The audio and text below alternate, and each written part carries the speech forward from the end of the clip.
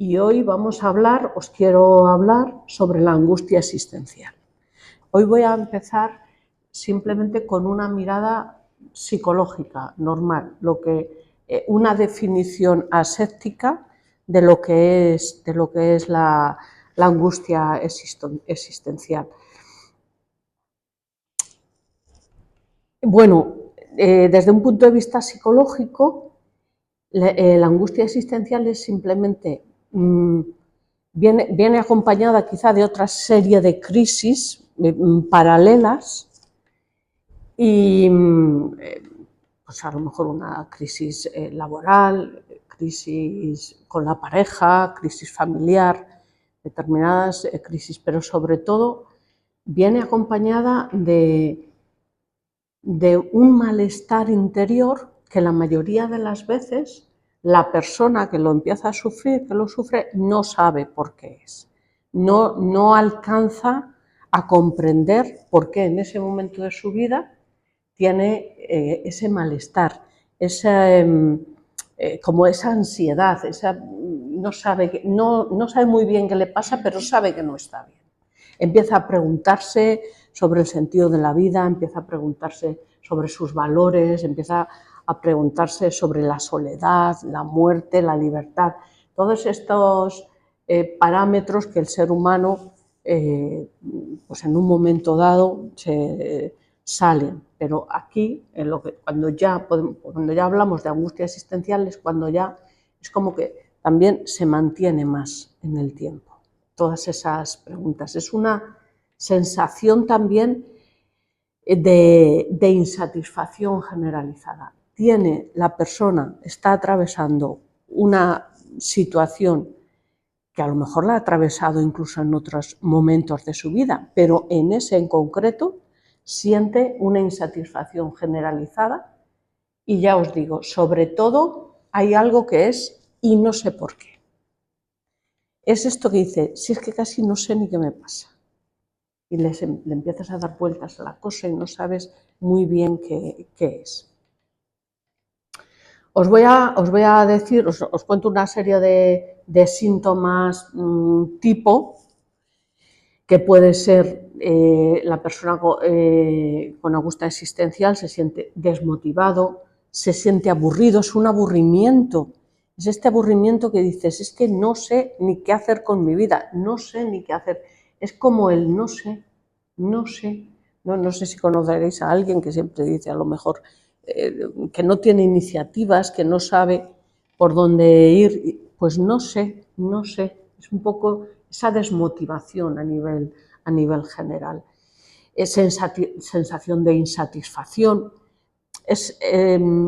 Estas personas que a lo mejor quieren dar un cambio a su vida y dicen necesito un cambio de 180 grados y no saben ni por dónde empezar, ni qué les pasa, ni qué cambiar. Solo saben que tienen que cambiar algo, pero no saben.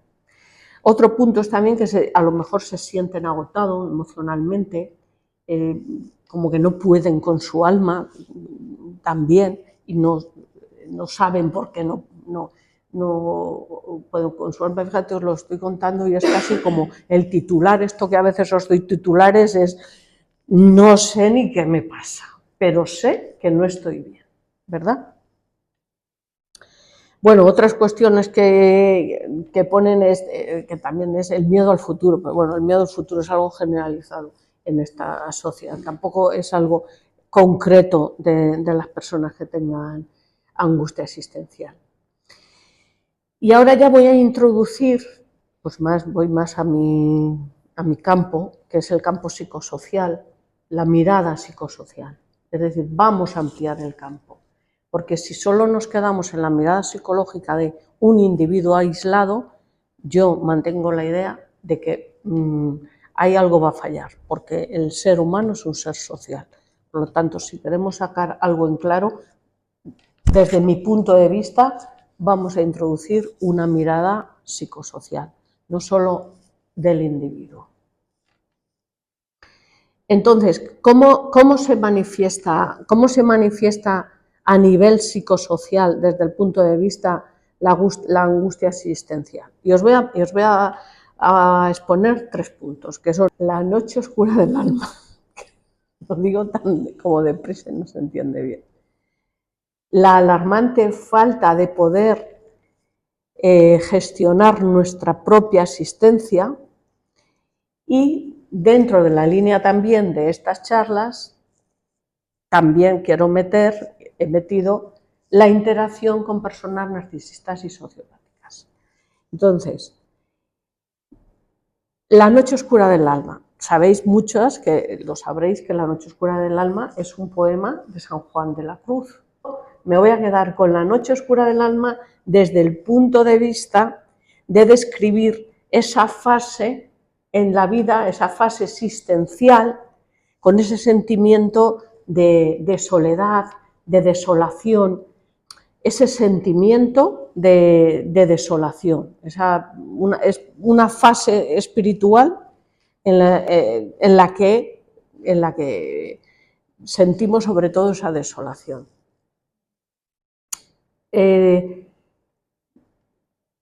Y sobre todo eso, uno se siente perdido y desconectado con el mundo. El titular que os acabo de decir antes, el no sé qué me pasa, pero sé que no estoy bien.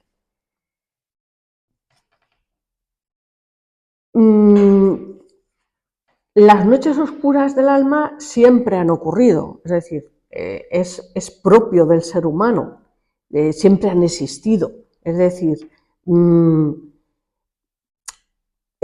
forma parte de la naturaleza del ser humano hacernos todas estas preguntas existenciales sobre la vida, sobre la muerte, sobre la soledad, sobre la libertad, sobre qué hago aquí, de dónde vengo, a dónde voy. Todas esas preguntas forman parte y han formado parte del ser humano desde siempre.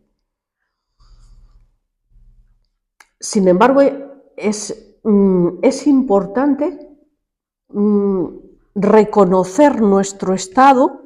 Es importantísimo reconocer que estamos en una etapa de angustia existencial como primer paso para poder liberarnos de ello.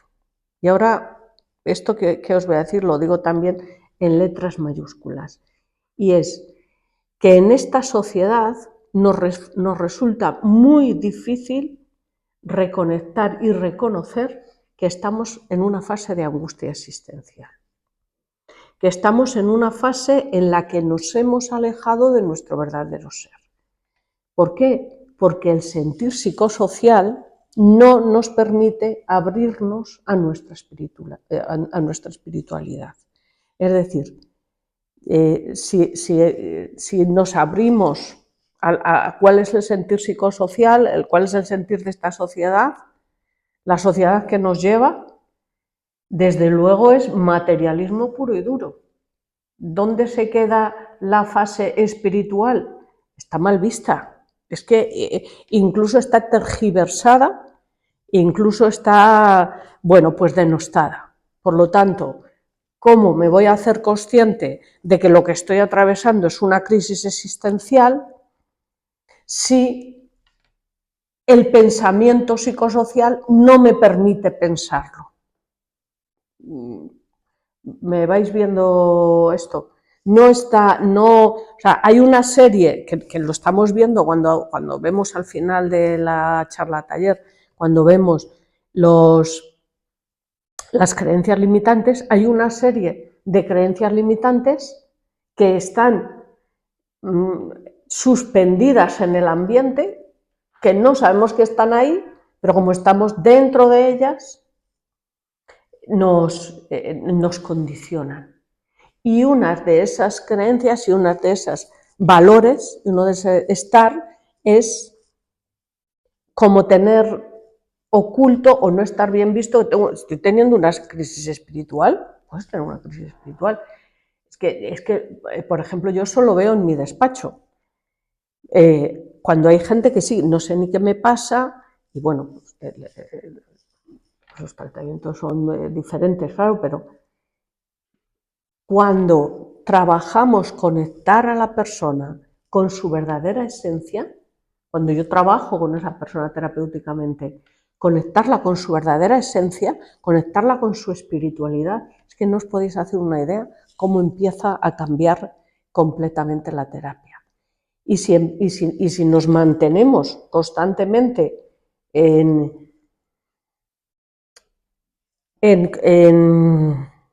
los dictados que la sociedad actual nos impone, pues puedes acabar enviando a esta persona al psiquiatra para que la empastille, ¿verdad? Porque como lo espiritual no cabe dentro de una psicoterapia normal al uso, yo sí lo meto bastante, porque me estoy dando cuenta y cada vez más con mi experiencia que es un factor importantísimo, el conectar a la persona con lo que verdaderamente somos. Y el ser humano, lo que más pequeño es, o sea, casi el final de todo es la materia que vemos, pero antes hay todo un mundo inmenso. Entonces, bueno, pues por eso normalmente la noche oscura del alma, aunque siempre ha existido, no nos la permitimos, no nos permitimos hacernos conscientes de ello. Y también pasa otra cosa, que para reconocer, y una vez que ya sabemos que estamos dentro de lo que estoy denominando la noche oscura del alma, también tienes que tener y permitirte esos momentos de silencio, esos momentos de introspección, esos momentos de, pues no hago nada, me siento en una silla y me quedo aquí tranquila.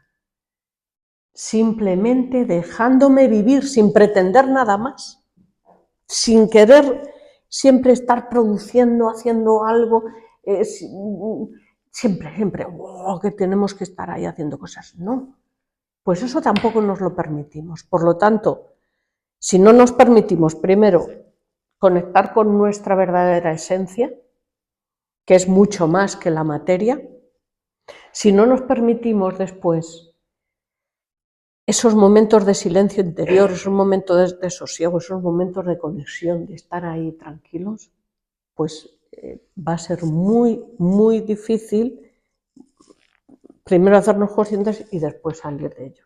Difícil, no imposible. Otro punto que os quiero comentar es, lo he titulado así, la alarmante falta de poder gestionar nuestra existencia. ¿Qué ocurre en realidad? Es como que hay otras fuerzas, entre comillas, hay otras fuerzas que nos llevan, pero que nosotros ni siquiera somos conscientes de ello. Es decir, la vida que nos lleva, el ritmo en el que estamos inmersos, nos van estabulando hacia unas direcciones que nosotros no tenemos el control sobre ello. Y ahora viene lo más gordo, ni siquiera somos conscientes de que no tenemos el control sobre ello. Nos van llevando y no sabemos qué nos pasa. Pero tenemos menos potestad, menos poder sobre nosotros mismos de lo que nos llegamos de lo que podemos llegar a pensar. De ahí que muchas veces el no sé qué me pasa. Si ya de primeras no sabes que estás estabulado, si ya de primeras no sabes que te están llevando a diferentes ritmos y que tú subconscientemente los estás aceptando, ¿lo veis? Entonces, ese es otro punto que quiero también poner de relieve, la falta de poder ser nosotros los gestores de nuestra propia existencia. Y luego, otro punto también, que cómo se puede manifestar la angustia existencial, es con la interacción con personalidades narcisistas y sociopáticas. Me voy a centrar, por ejemplo, con las parejas. Si tú tienes tu pareja que es sociópata o narcisista, es como si fuera un agujero negro.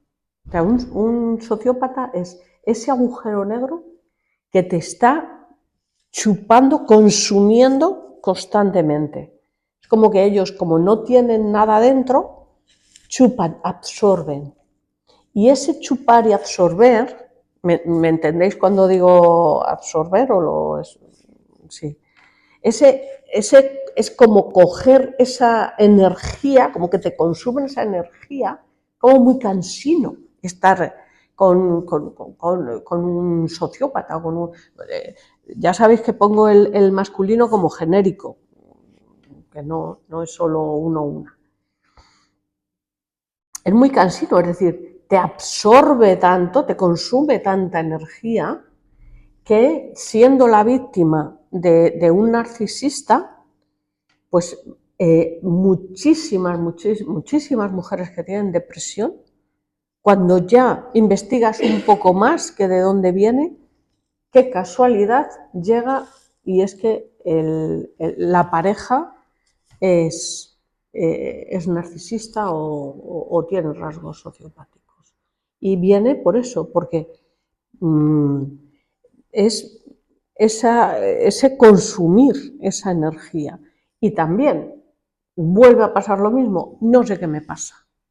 A lo mejor llevan muchos años con esa persona, ya se han acostumbrado a esa interacción con esa persona y claro, pues no saben qué le pasa. Les parece que es normal el tener una pareja así, que se comporta de esa manera. Pero os voy a dar los datos para que veáis cómo es más fácil de lo que pensamos estar en interacción con un narcisista o con un sociópata que nos está consumiendo la vida y también no sabemos qué ocurre. Y los datos son, en España hay psicópatas puros entre un 2 y un 3%. Psicópatas integrados entre un 10 a un 13%, lo que supone unos 6 millones de psicópatas. Iñaki Piñuel habla siempre de psicópatas, solo en nuestro país, 6 millones. ¿El 2% no están integrados? No, los otros ese porcentaje suele ser de psicópatas puros o criminales, de los que ya necesitan hacer algún daño directamente.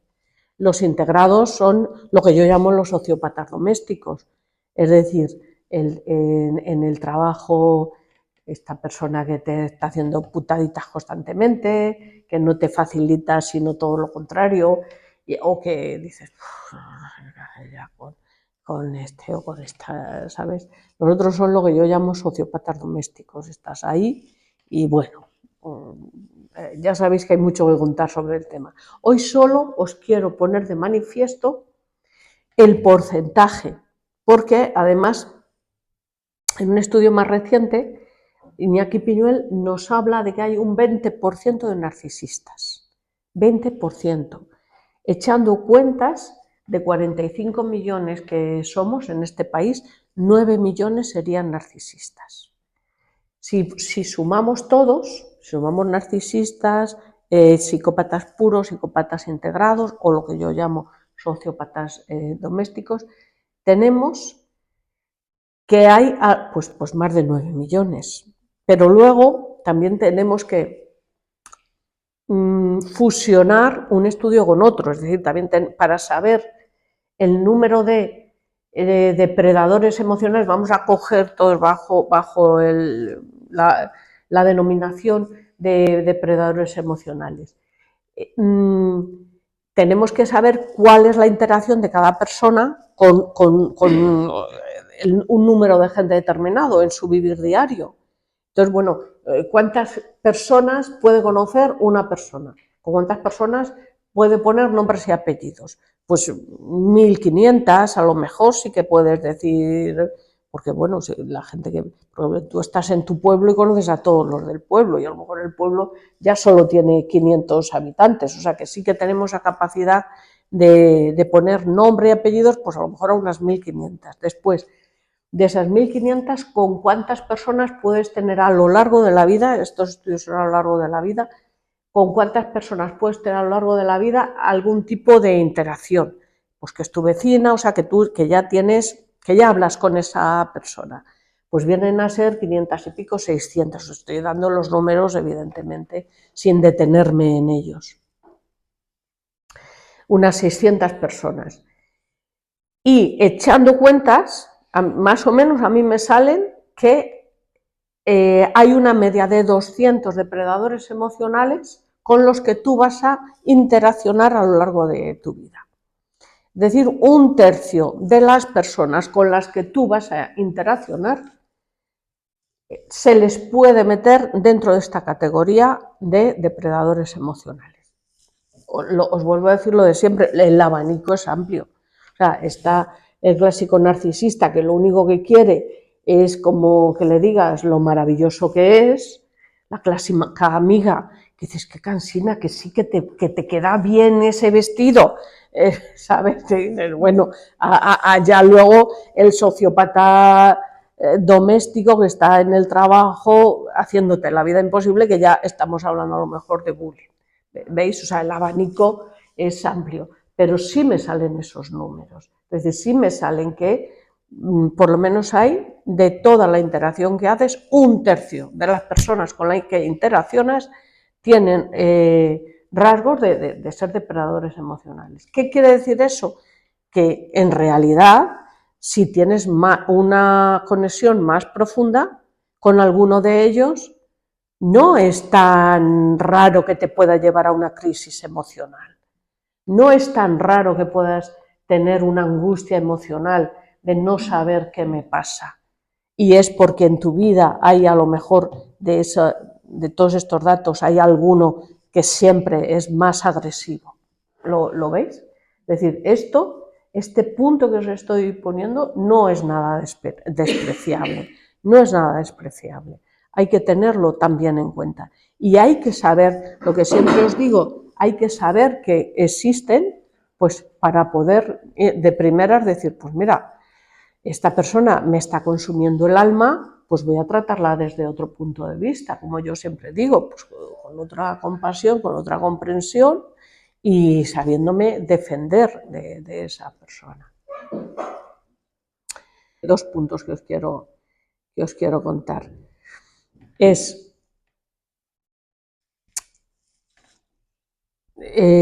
la competitividad a ultranza y el materialismo extremo del sistema capitalista. Materialismo extremo.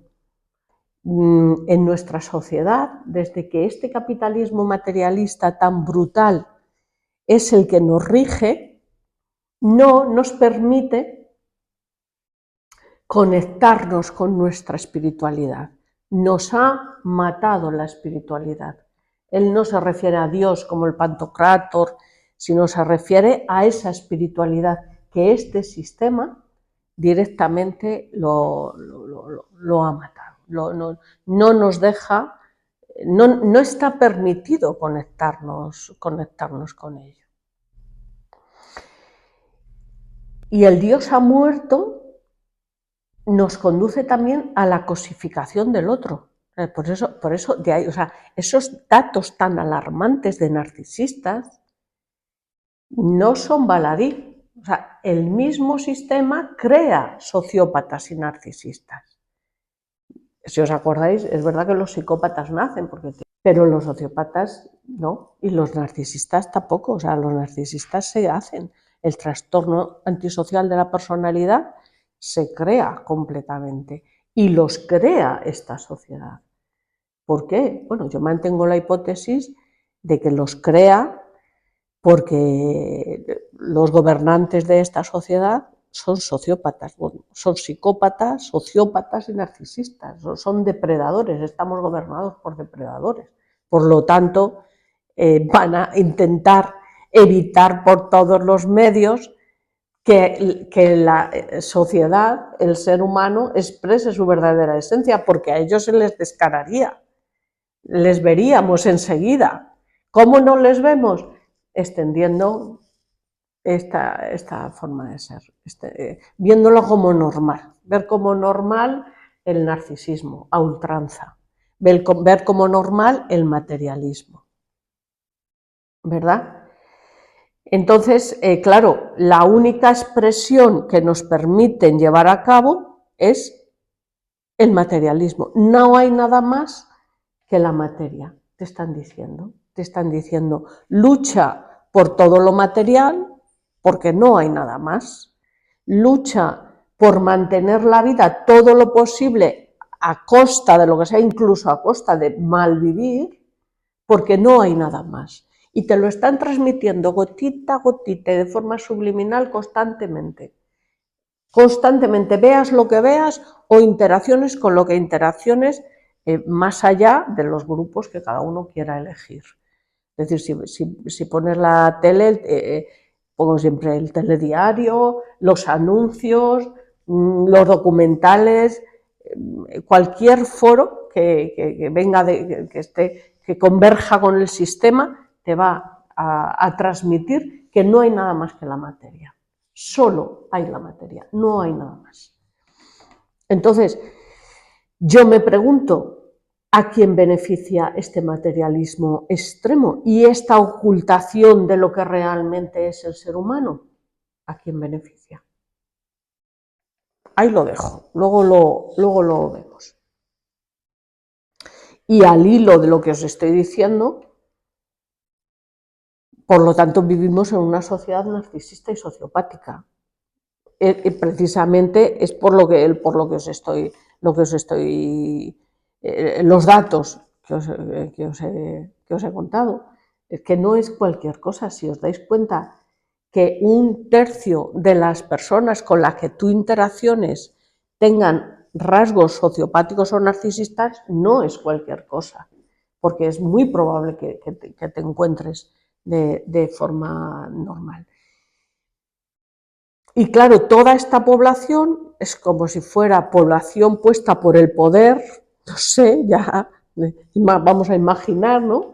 Como si fuera esta población creada por esos poderes fácticos que no les vemos las caras, desde luego para la gente de a pie no tienen nombres, no sabemos ni su nombre, ni sus caras, ni dónde viven siquiera. Los que realmente nos gobiernan, los que realmente llevan este sistema,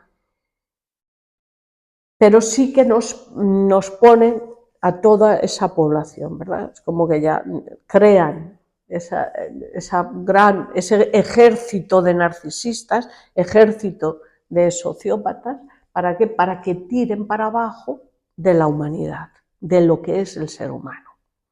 Os pongo un ejemplo. Estamos un grupo de amigos tomando algo, una cerveza. Y entonces voy a hablar en abstracto.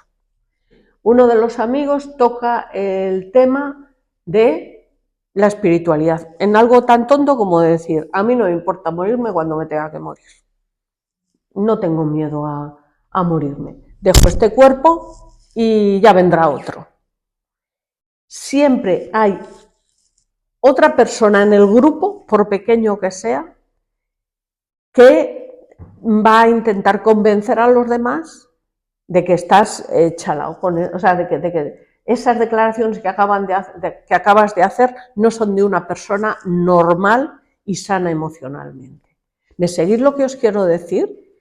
En cualquier grupo, por muy pequeño que sea, siempre va a haber alguien que va a tirar por tierra, que va a dar descrédito a esa persona que a lo mejor pues, hace algún tipo de manifestación más allá de lo puro material. O incluso te pueden mirar raro, digo uno, que te puedes encontrar con varios, siendo tú incluso la rarita del grupo. A lo mejor hasta eres tú la única del grupo, que puede pasar, o sea, no es nada raro. Entonces esto es algo tan subconsciente como este ejemplo que os acabo de poner, tomando tranquilamente una cerveza en una terraza y cada uno que diga lo que quiera. Bueno, pues no está tan permitido. O sea, el que quiera decir alguna cosa fuera de tal se lo va a pensar, porque va a sabemos ya que vas a tener ya unas cuantas amigas o cuantas personas que estén ahí que ya van a decir, ya está la rarita de turno. Y entonces ya enseguida se cambia la conversación a estoy mirando un coche nuevo, voy a cambiar el sofá, me voy a hacer las tetas, o cosas así, ¿lo veis? Y ya todo el mundo sí que pone interés a eso. Pero si tú tranquilamente, o sea, que si viviéramos en otro tipo de sociedad, el decir, pues tengo ahora un dilema porque mis padres son mayores y a lo mejor ya se quieren ir, les tengo que dejar ir, ¿por qué no puede ser una conversación de tomar una cerveza? Pero es que parece que ya es algo horroroso, algo que no sé qué, que estás hablando de la muerte, de la vida, de ¡wow! ¿Lo veis? Como esas pequeñas pinceladas nos van haciendo retroceder en lugar de haciendo avanzar. Y aquí os traigo un psiquiatra norteamericano, Scott Peck, que escribió un libro, Gente de la mentira, la esperanza de curar al ser humano. Y este hombre, os traigo este en concreto, porque este hombre nos manifiesta la teoría de que hay una personalidad malvada o maligna y esta tipología de personalidad en nuestra sociedad tiene la obsesión de aniquilar o destruir. Y es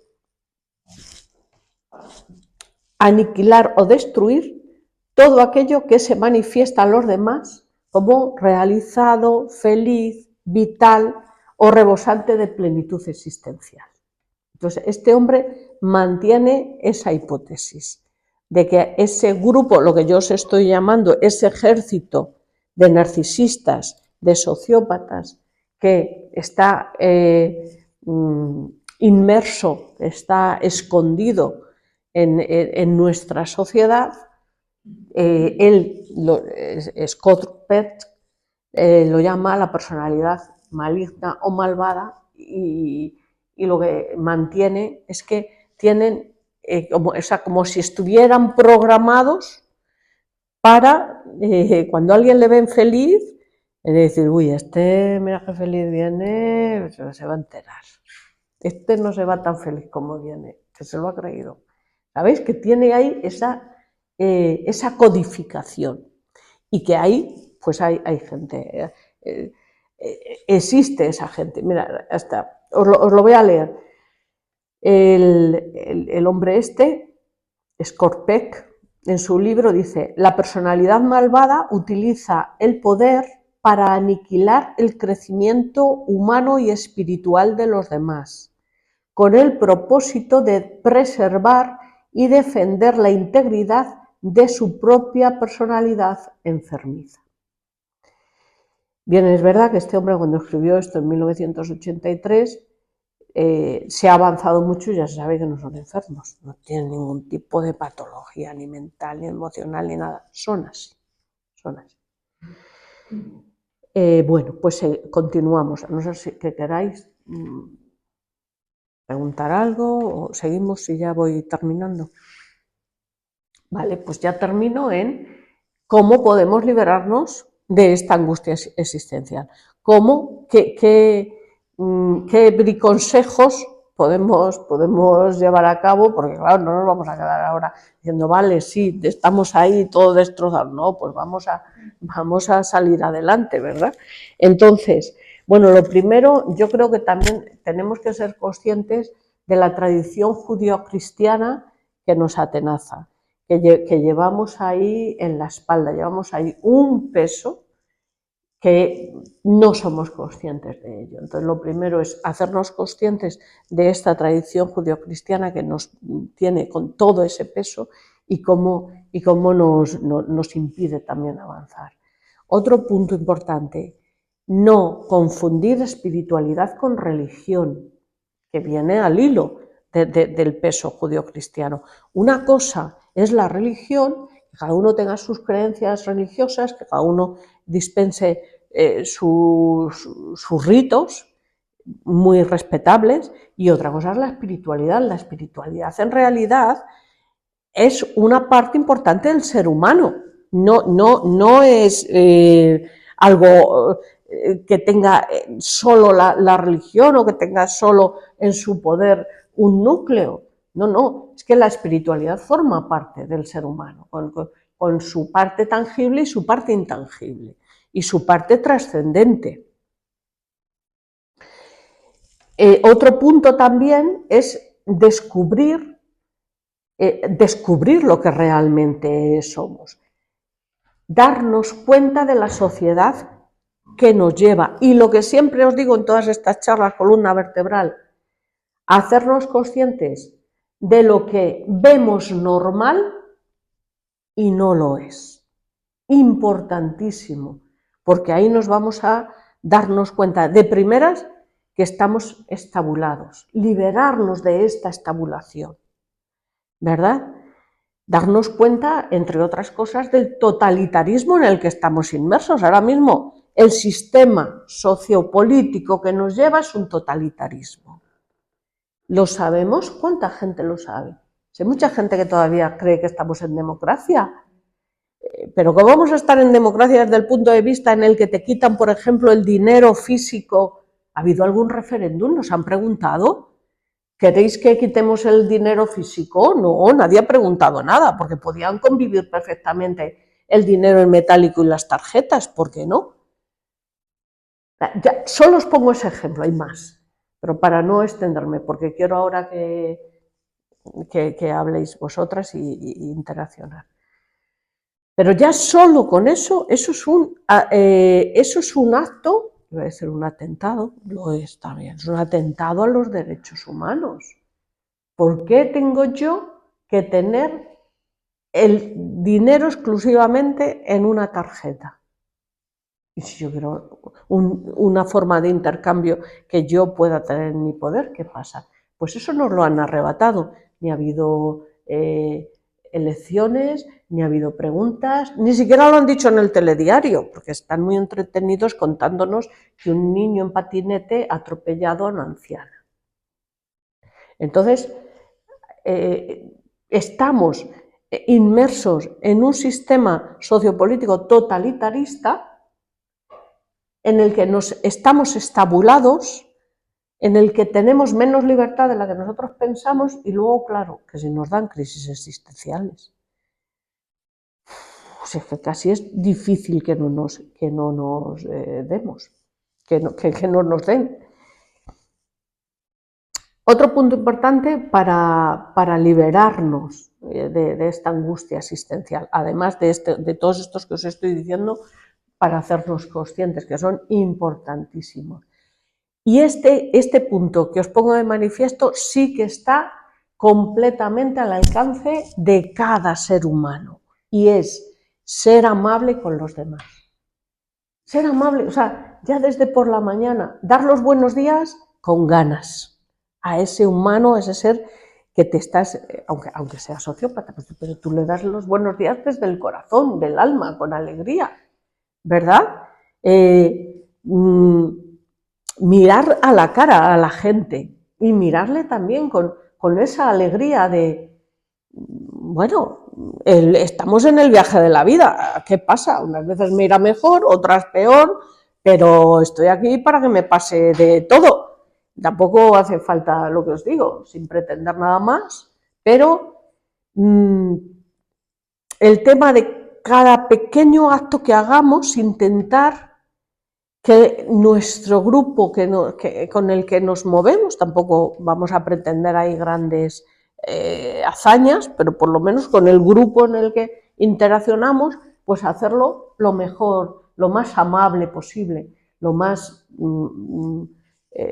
crear belleza, lo más bonito, ¿verdad? Crear belleza, que os digo en mindfulness muchas veces. Y crear belleza a lo mejor simplemente es eso, pasas a un día, a un sitio y dices, pues, buenos días, y lo dices con esa alegría. Desplegar nuestra humanidad, despleguemos nuestra humanidad. El ser humano es un ser humano alegre, con esa alegría interior sin causa. No hace falta tener una causa para tener alegría interior. Para tener alegría exterior sí, a lo mejor sí te hacen falta cosas de fuera, pero la alegría de vivir, de estar en el viaje de la vida, no hace falta que sea una gran causa, ya estamos aquí. Entonces, bueno, pues eso sí que está en nuestra mano, hacer pequeños actos que hagan mejor la vida a los demás. Trabajarnos, por lo tanto, también nuestra tranquilidad, nuestra serenidad y transmitir esa tranquilidad y esa serenidad a la gente que nos rodea, ¿verdad?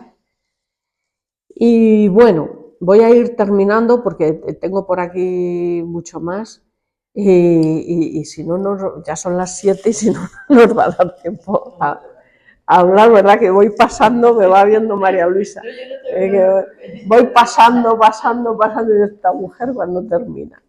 Bueno, pues simplemente ya no os voy a contar mucho más, solo hacernos conscientes, pues por ejemplo, de los horarios que tenemos, hacernos conscientes de la estabulación.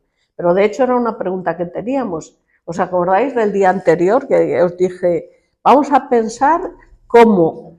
Y ¿cómo era? Estamos estabulados, ¿verdad? Es decir, estamos dentro de unos carriles que nos llevan las horas que tenemos que hacer cada uno, dónde tenemos que ir cada uno, cómo nos segregan por edades, cómo nos van manipulando, hasta tienes que consumir lo que tienes que consumir cuando tienes que consumir. Ahora toca irse de vacaciones, estamos en Semana Santa, ¡pum!, todo el mundo de vacaciones porque toca eso. Ahora te tienes que liberar así de esta manera, tienes que ir a Marinador, ciudad de vacaciones, ¿verdad? ¿Lo veis? Entonces, bueno, ya voy a terminar simplemente con hacernos conscientes de que estamos viviendo una auténtica distopía, que vivimos en una sociedad sociopática en la que tan solo acoge al ser humano como objeto de extracción. Y hacernos conscientes de que esta sociedad sociopática, el ser humano está pasando a ser un consumidor consumido. Y ya no os cuento más. Ya lo dejo ahí, porque por aquí ya...